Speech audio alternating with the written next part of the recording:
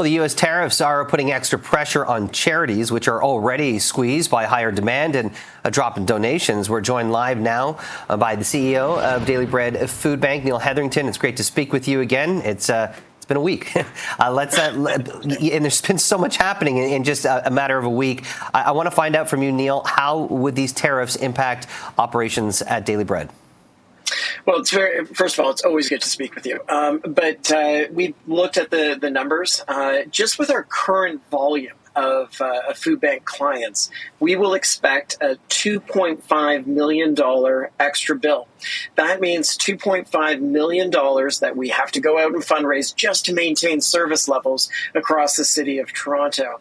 And that, when you think about it, that excludes, any new clients that might be there. It accounts for additional food inflation.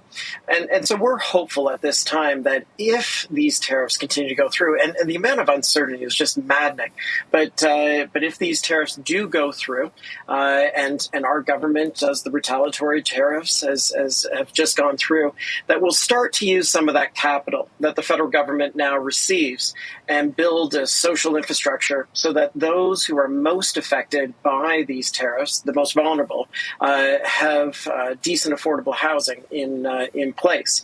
We're anticipating now 7,000 new folks coming to the Daily Bread Food Bank every single month, on top of the 10,000 that we currently have with our continued growth. 10,000 people are coming now. We think it'll jump up to 17,000 with the tariffs.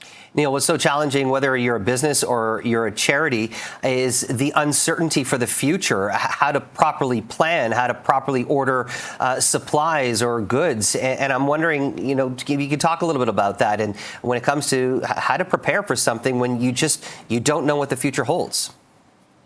Well, you're right, but we've got a great team here at the Daily Bread Food Bank, and they've been planning for this for a month. But things change daily.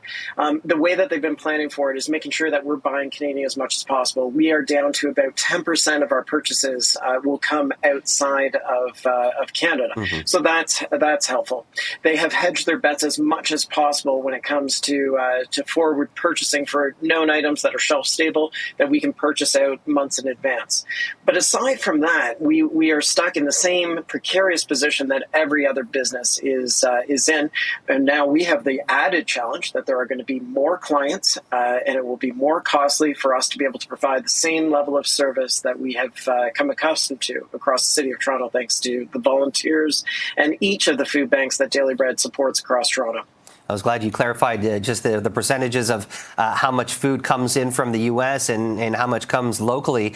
I'm curious, now that, Premier Ford has been reelected, but we still have a Liberal leadership race underway. I'm wondering, how do the conversations change between you and the province, but also with the federal government as they try and, figure out who's going to be the next leader and ultimately the next prime minister? Well, I spoke with the Premier earlier today. I recommitted our resolve to make sure that those whose right to food is not being realized, that we have this a deep-founded resolution to make sure they get the food that they need now, and that we will work with the provincial government to make sure that there are social programs in place, that decent, affordable housing gets built, that there is income security for all Ontarians. We're going to work with them because we want to assist the province in making sure that right now 1 million Ontarians make use of food banks. How can we reduce that number and work together? That's Neil Hetherington, CEO of the Daily Bread Food Bank. Always great to chat. Thanks for joining us. Thanks, Jamie.